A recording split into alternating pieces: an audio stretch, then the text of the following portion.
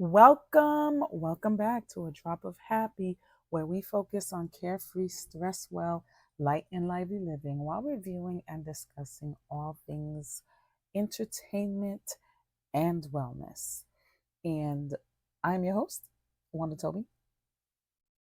And this is the podcast arm to the blog, lightevi.com, Litevi.com. If you search at Lightv, it's on all social media and the podcast on almost all streaming platforms. A drop of happy, a drop of happy. And I know I'm a little late, about a month late to talk about sinners. I'm aware, but I gotta talk about it. I cannot not talk about it, right? But let's start off with my little stress management tip, which is inspired by the movie. Really inspired by Sammie, who's the main character. I'm not going to give away any spoilers just yet. I'll let you know when I do the spoilers. So if you haven't watched it yet, and if you haven't watched it yet, why not? Why haven't you watched it yet? Because it's a whole month. It's been a whole month. Plenty of opportunities. It is still in the theaters. So please go watch it. But I still won't give any spoilers until I give spoilers, so you'll know. But the stress management tip is to follow your heart. Follow your heart. And again, it's inspired. One of the things in stress management, and I've talked about this like plenty of times before. Bear with me. We're going to talk about the movie, but just hold on. I got to give this tip first and get it out the way. Is knowing your values and knowing who you are and being convicted in that. Okay. Because when you do have to make decisions or when stressful situation happens, knowing your values, knowing your base will help you navigate those a little bit easier. And then following your heart and following what you do, following your heart and almost following your passion aligns with that. And I got a really good quote too. Hold on. I got a really good quote that I must share. And it is, you must become unshakable in the belief that you are worthy of a big life. And I kind of think that goes with following your heart, because sometimes you may not think you're worthy of your dreams. That's some people. Some people may not think they're worthy of their dreams, or really the underlying why they don't work for things a little bit harder is because they don't think they're worthy of their dreams. And then when you work towards following your heart, you really align more with who you are. Because really, when you follow your heart, when you follow your passions, and you engage in things that you are really, really interested in, it does potentially impact your stress levels. It can help reduce stress because you're contributing to your overall happiness. You're contributing to better understanding of yourself, supporting your values, and all that good stuff. So, again, this is inspired by Sammie. Follow your heart. And I do love the quote, and it's worth repeating. You must become unshakable in the belief that you are worthy of a big life. And that's via Kristin Lohr. So, Sinners, it's been out for a whole month now. A whole month. Again, I know I'm late. It was actually written and directed by Ryan Coogler, and it was released on the 18th of April. And it got really, really good reception. Critical praise, Rotten Tomatoes, and it did really, really well in the box office, considering considering that it's an R-rated movie. And in my opinion, it's set to be a classic. At first I was going to be like, oh, it's poised to be a cult classic, like a cult favorite, but no, I amend that. It's just set to be a classic. Okay? And I didn't get to see it opening weekend, although I wanted to. I just didn't have the time, and it's I didn't know much about it. I knew Ryan Coogler, so I was like, oh, we're gonna go see this. I didn't have the opportunity, and then social media comments started giving me FOMO. I was like, oh no, I gotta go see this. So I think I went to see it the second week that it was out, and I took myself on a quiet little date, me, myself, and I. It was a Thursday night, and for a Thursday night, I felt like there was way too much people in the theater. Like, what are y'all doing out? Why are y'all in the movies? But it was a nice surprise because I was like, oh, it's gonna do well considering second week Thursday night, and there's some people in the theaters. Okay. Now again, when I went to see it, all I knew about Sinners was that it had vampires in it. That's all I knew. And although I don't watch scary movies anymore, and I don't like to be really scared, but I love a good vampire flick. Love a good vampire. And don't come for me because I still haven't watched the originals, but I did watch Vampire Diaries. I hear Buffy the Vampire Slayer is supposed to come back. Listen, I'm all about the vampires. So I was like, okay. And then Ryan Coogler wrote it and directed it. Double, triple okay. So that was enough for me. Sinners is set, it's like in 1932. So it's a Jim Crow South in this small Mississippi town where a set of twin brothers, they come back home apparently after wreaking havoc in Chicago, because that's where they came from. And I feel like where's the prequel? Ryan Coogler, we need the prequel because some stuff went down before, and it doesn't even need the prequel doesn't even need to have vampires in it. I think we'll take it. But anyway, so they come back to their little town to kind of make a better life for themselves after going out, wreaking havoc, doing whatever they did in them people town. Okay?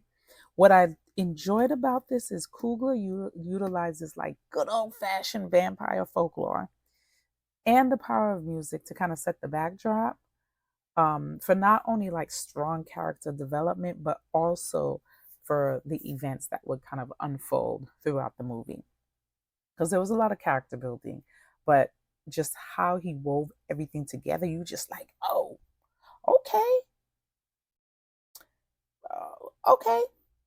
So now going on several weeks into the theater, Sinners again is not only holding strong in the box office, but it's kind of killing it again for an R-rated horror movie, because it was R-rated, it was a horror movie.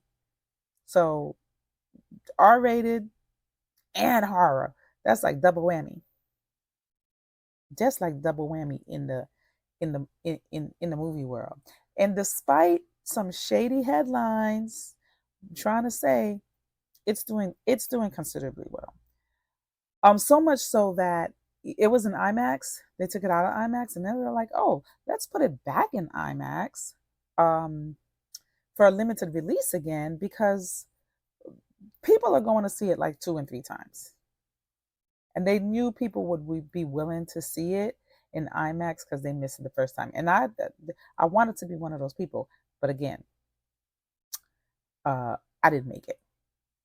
So it stars Michael B. Jordan as the twins. So Michael B. Jordan plays twins. He plays Elijah and Elias. So Smoke and Stack. And then Haley Steinfeld, who plays Mary. Miles and Miles, I might be saying his name wrong, but Miles Catton, who plays Sammie. First time acting. He is a musician. First time acting, and just okay, first timer, killing the game. He did great. Jack O'Connell as Remick, Wumi Masaku.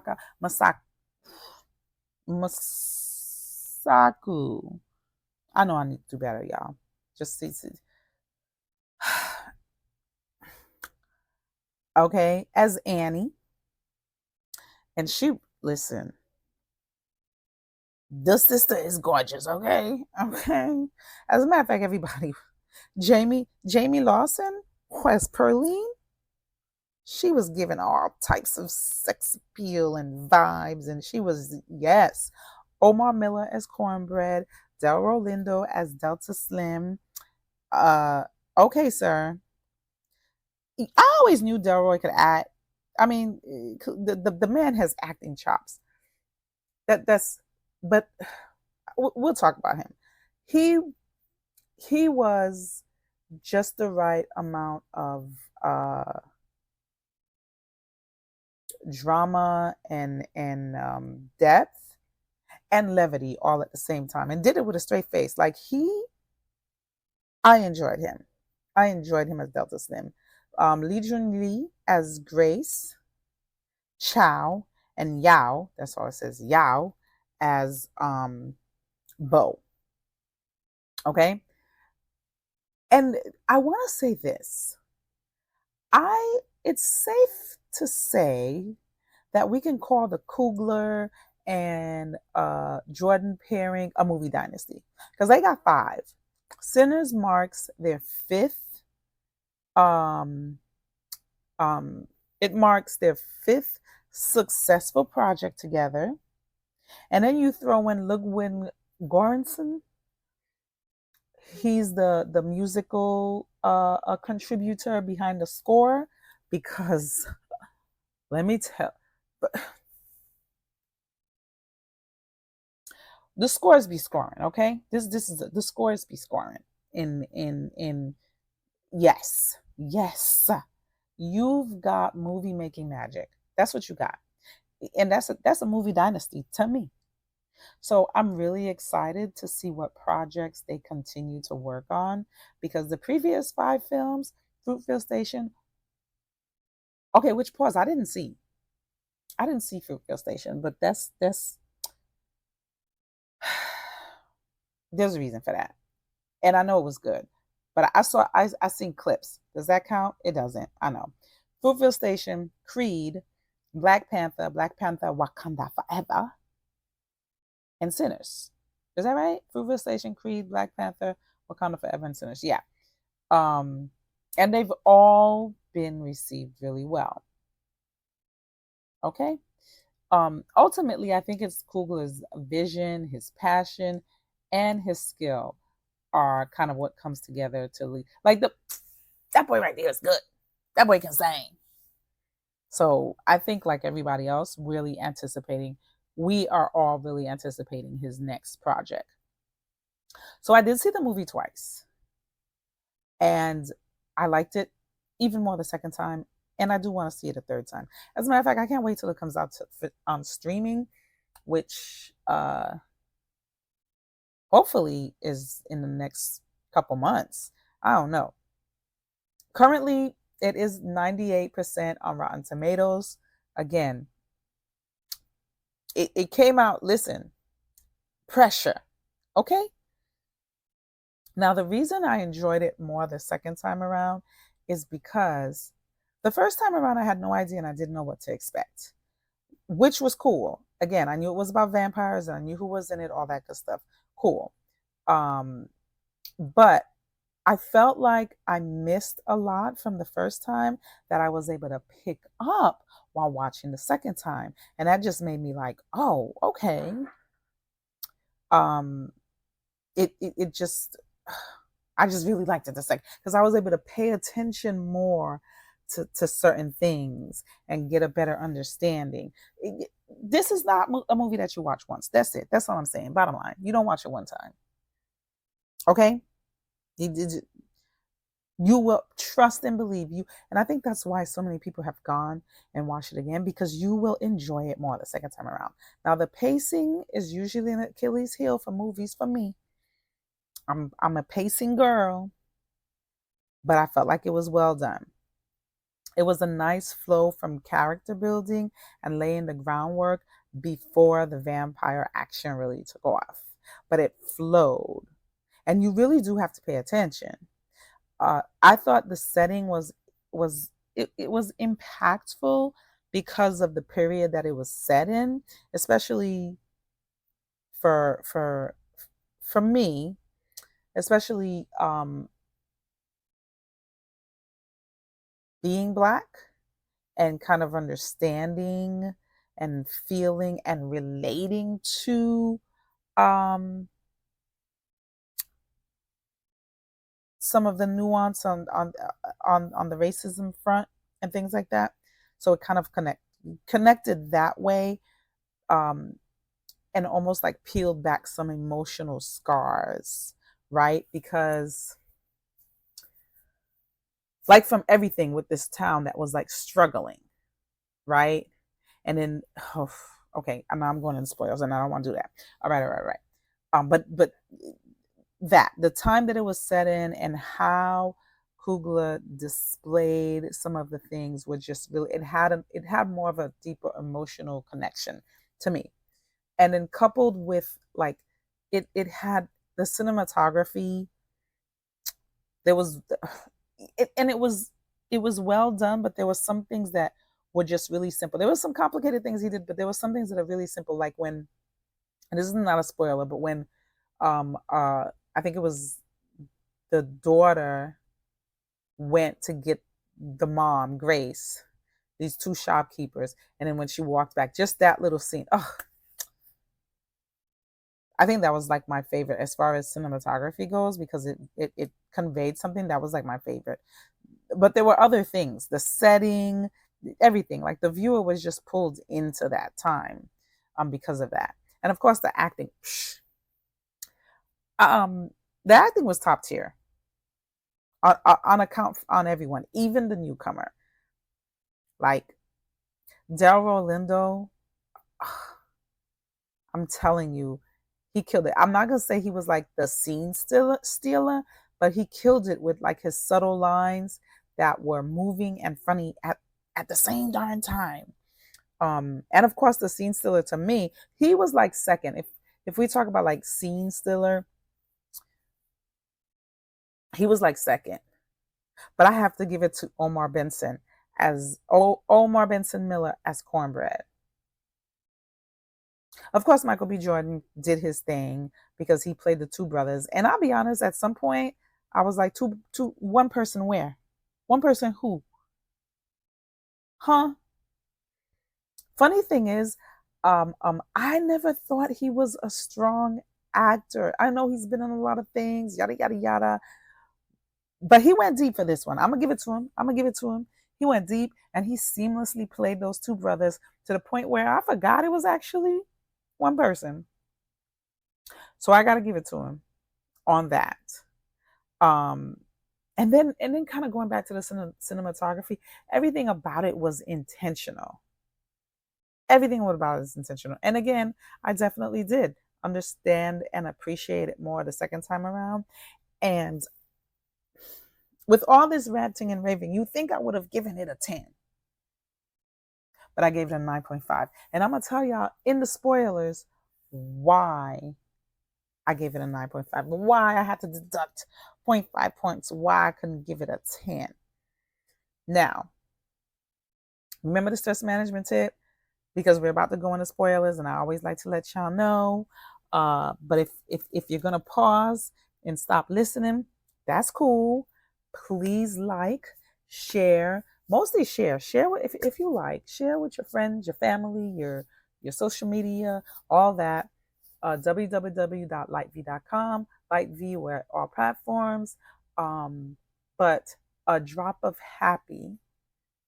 You can look that up on all streaming platforms. Subscribe. Do all the things. Do all the social media. Do all the things that we ask you to do. Okay, that would be greatly appreciated. So moving into spoiler land. I'm gonna try to keep it brief. Um, I love Easter eggs, but I don't be breaking down Easter eggs. I look to people to break down Easter eggs. And did Sinners have a lot of Easter eggs? Of course it did. That's what makes me love it so much. There are layers and layers, layers, and symbolism. As a lover of books and a writer and all that, ooh, that's my favorite stuff. Okay, so the movie starts. Basically, it starts where it ends. Sammie is seen battered and bruised, and he busts into his father's church. And his father's just like, all right, come home now, son. Come home now, son, and leave your sinning ways behind. But the sinning ways would include the music. Okay. Okay. So then it cuts to like the day before. It cuts to the day before when we meet Smoke and Stack. And they've purchased this old sawmill. And the scene when they're purchasing it, first of all, it's a chubby white man. I ain't even gonna say chubby. He a big dude. And he's rude. He's rude. Okay? But they purchased the joint from him, and then they're like, yo, don't come back here. Don't come back here because we gonna kill you. That's important. That is important for later. Okay. So they purchased it, and then we kind of follow them as they prepare to open up the juke joint, because that's what they're going to do at this mill. They're going to open up a juke joint so people have a place to come and chill, yada yada, people in the town. So we kind of follow basically Stack, Sammie, and Smoke as they kind of gather more people to open up the juke joint. And then we start to meet like the key players, and we'll talk about that a little later. What happens after that? There is a scene. So lots of stuff is happening. We get to meet Mary, and we find out, oh, she okay. And then we get to see Smoke with his lady, like a lot of cutesy stuff happening, right? And then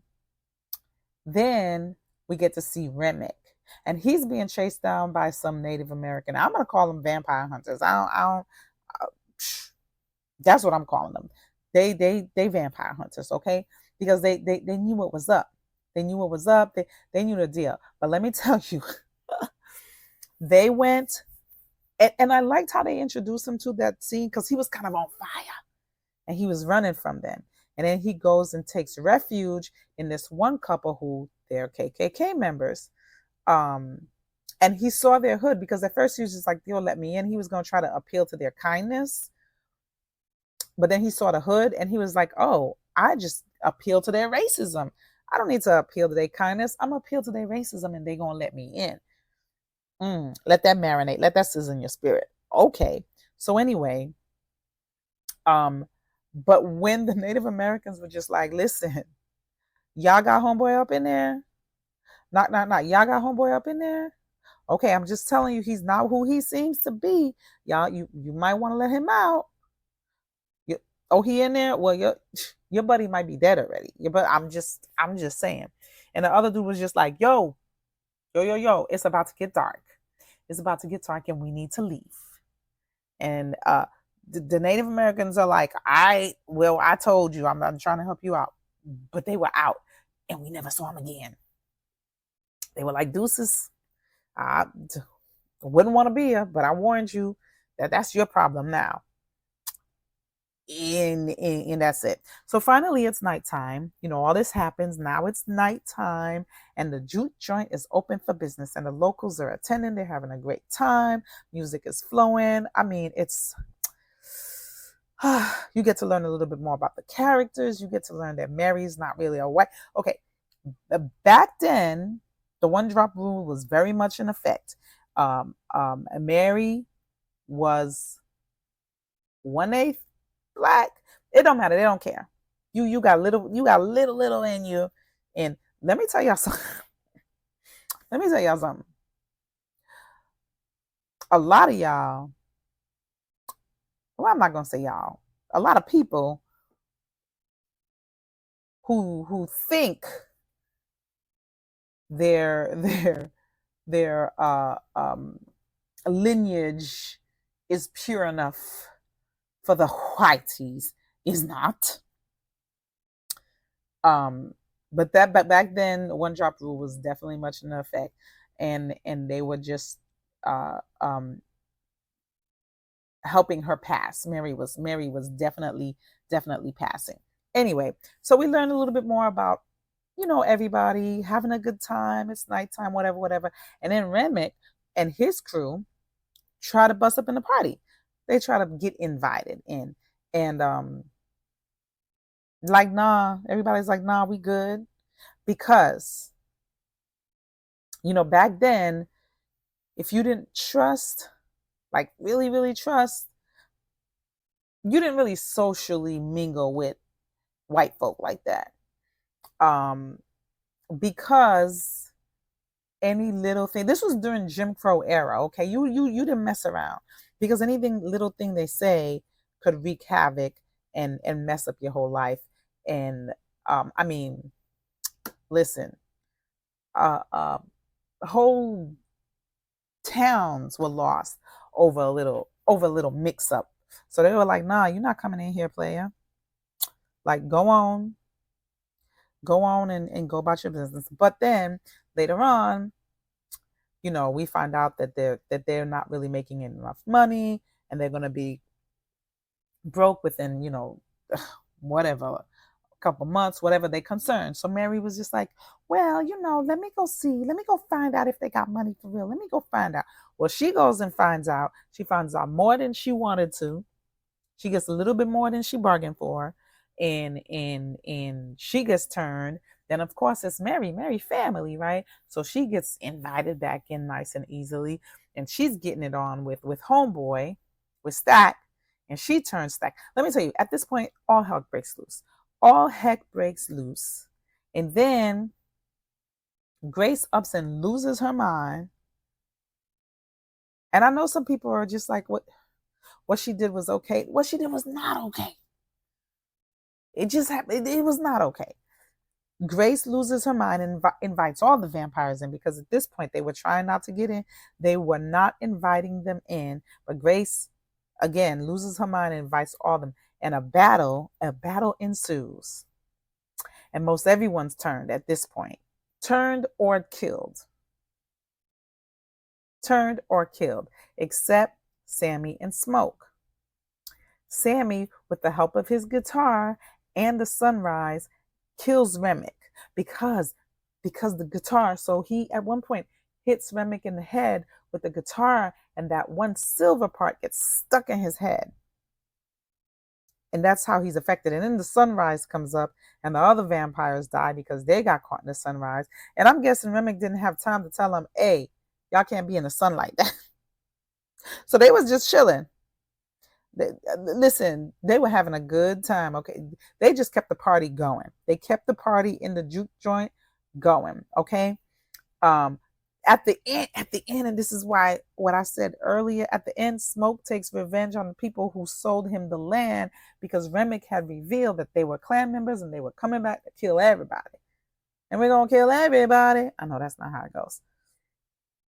They coming to kill everybody, and so he handled business, and then he met his maker, and he went with his daughter and Annie, because Annie died too. Yeah. But let me tell y'all why I wouldn't give it a 10. Let me tell y'all why I wouldn't give it a 10. Because when when Grace loses her mind and invites the vampires in, and they come in, it was just a few of them. It was Grace, it was Slim, it was Sammie, it was Pearline, Smoke. Right? It was 5 of them. I might be missing somebody. No, it was 5 of them. So when they bust in, when the vampires bust in and they were fighting, who were they fighting? I saw people getting bit. I saw a whole bunch of people fighting. They were like silhouettes. Who else were they fighting? They were fighting each other because it was just a handful of them. That's why, y'all. Watch it again. Like, if that's the case, we should have kept some people alive. We should just in the background, just cleaning up, asking stupid questions. I don't know. We should have kept a few more people alive because who were all them vampires fighting in that big fight? Biting people and just fighting and just who?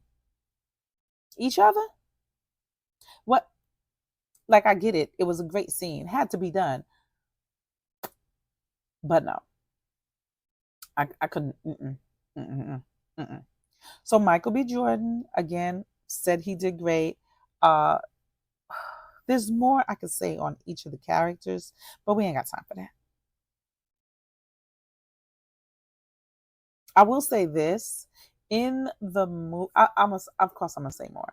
But, Stack obviously was the hothead, but I think he was less of a hothead. I really think Smoke was the hothead.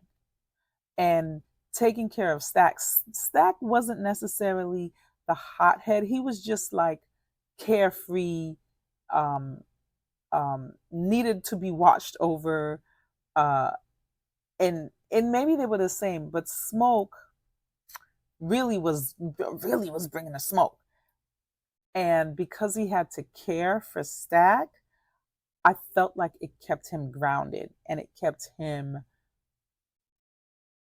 from going off the deep edge. It kept him, because he was always the caretaker. It's almost like Stack was like a child, like a big child that needed, but that's what Smoke needed. And then, rightfully so, when Stack was gone, Annie was gone, rightfully so.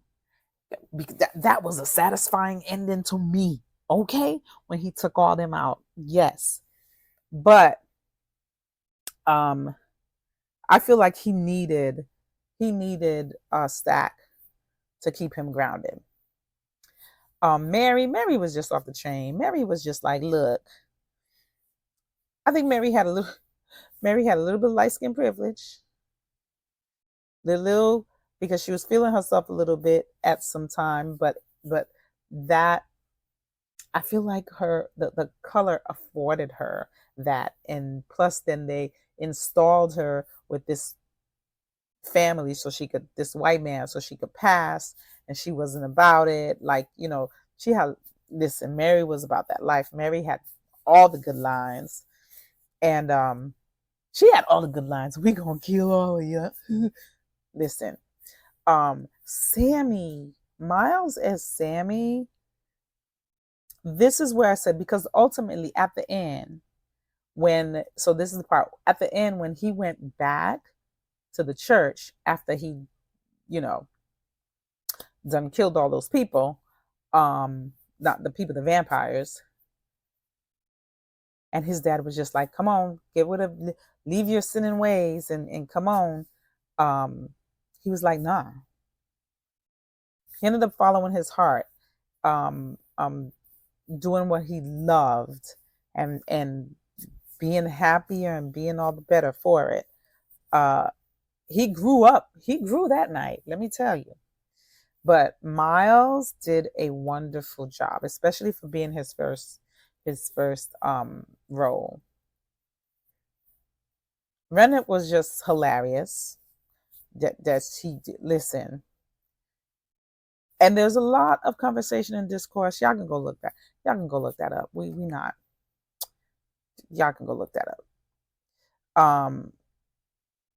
Annie was solid, okay? Annie was the practice her African spirituality, and it was I don't know what it's called, but the thing that she gave Smoke, because if it wasn't for that, Smoke would have been a vampire too. Because Stack would have took a bite out of him. But Annie had that thing on him, and so Stack couldn't bite him. Annie was just like, who are you? Who are you, cornbread? You're not getting up in this house. Annie was that girl. Annie was that girl. Annie was looking out for the people. Annie was that girl. Annie could cook. Annie was a girl's. Pearline, she was just for a good time, not a long time. Like I said, Omar Miller as Cornbread stole the show. Stole the show. Wasn't expecting him. And then close Delta Delta Slim did his thing too. I think interestingly enough, his comedic timing in that setting was like spot on. Now let me tell you about Grace. Bill, listen, Bo was just there. Bo was just happy to be there, and Bo was like, "These my peoples." Like. First of all, there's a part that I'm just like, there's some people that would have stayed. Bo would have stayed, but Grace told him to go get the car. He went to the car, and then.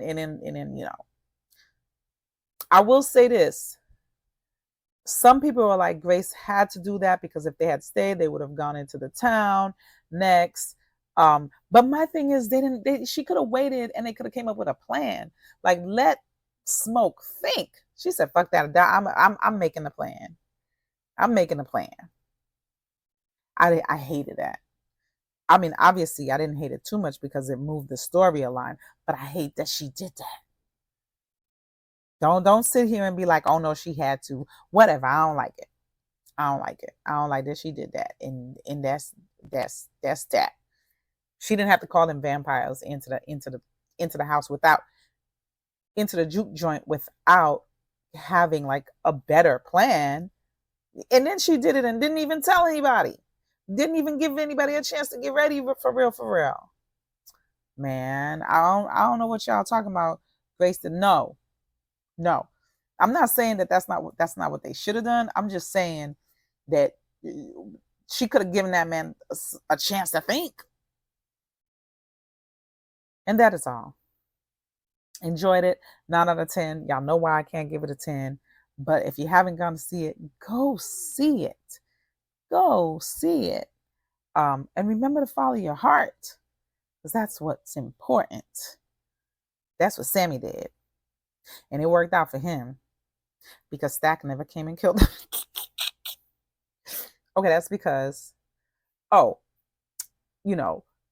end, because there's a post-credit scene is that Stack and Mary got away, y'all. Stack and Mary got away, and they never came after Sammie. And they lived their ongoing vampire lives. It could be a whole Sinners universe up in here, for real. I'm just saying. Anyway, like, share, subscribe, a drop of happy, where all streaming happens. Please share all that good stuff. And remember to live light and what? Stress well.